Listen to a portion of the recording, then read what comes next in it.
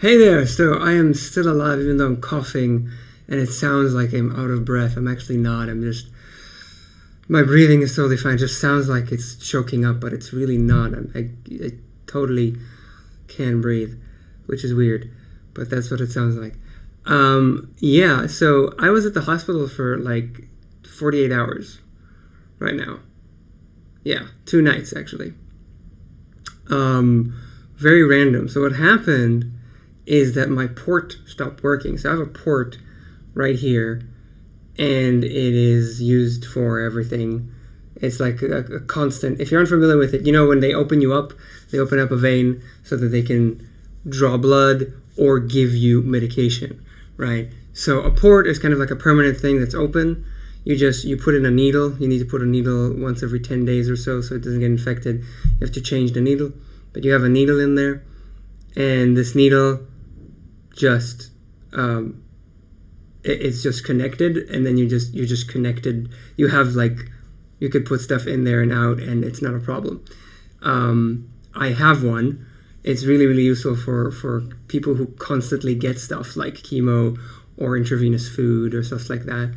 And I am, so it's useful for me. And it stopped working. It's just you could not push any liquids, any fluids through whatsoever. And we called we called people to come over and try to help, nurses, and they tried, and nothing worked. So you got to go to the hospital. So we went to the hospital, and the hospital basically they tried and they said no, it doesn't work. It's blocked. There's something blocking it completely.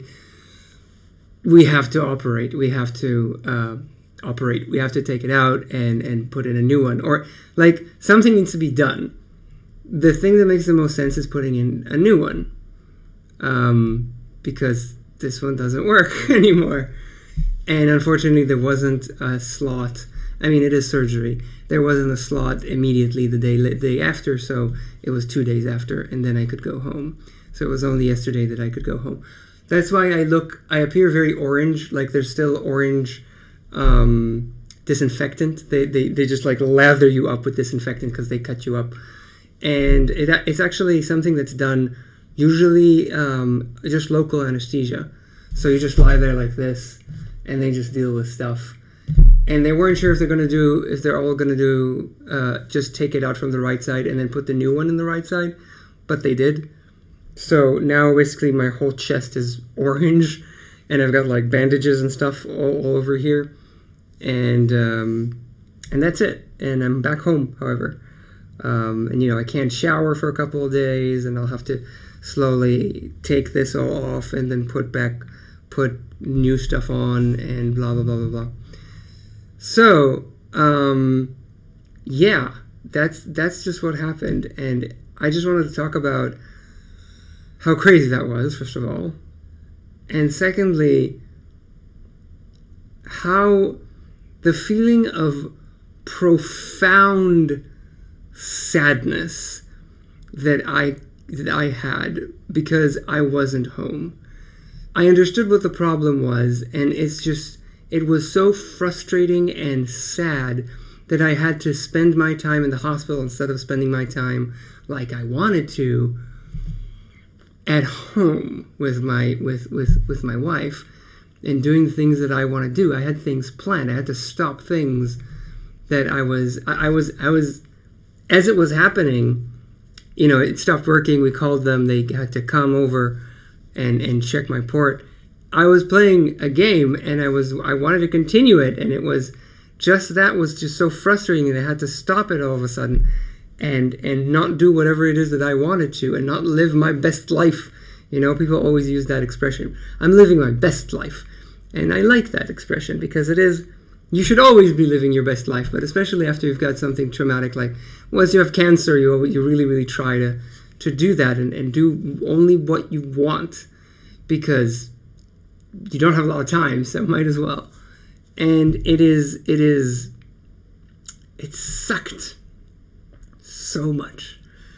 And it's amazing. It's just kind of amazing. And both of these are just making noise. I don't know if you could hear the noise coming from both my pumps, I've got both my pumps here on a stand.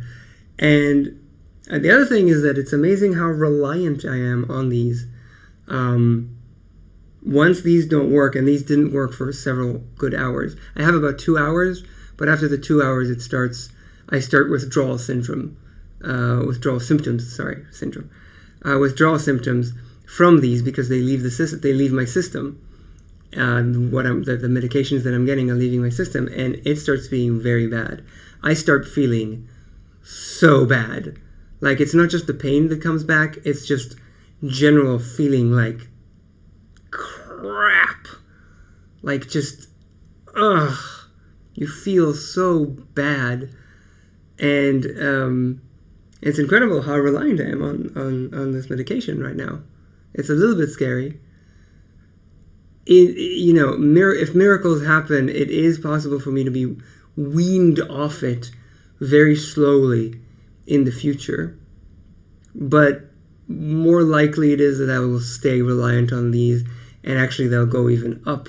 They'll go even higher, the concentration of whatever it is, the things that I'm getting. That makes more sense, that it'll go up than go down. And that's also a little bit scary, I gotta say. But that's just what it is. Medications are a bitch. It's morphine. At the end of the day, it's painkillers, it's morphine, it's addictive stuff. It is medications that will, as your body reaches equilibrium, will work less and less well until you need more to get the same effect. Or, some medications do that and some don't. You know how drug addictions work, and that's just what it is. These are drugs. These are serious drugs.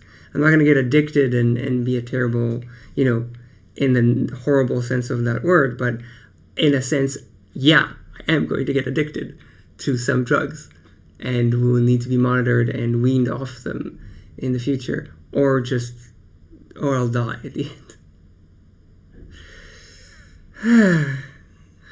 Yeah, and man, me breathing sounds so bad right now. It sounds like I've got something stuck in my throat, and I feel fine, and I can breathe, and I'm not out of breath or anything.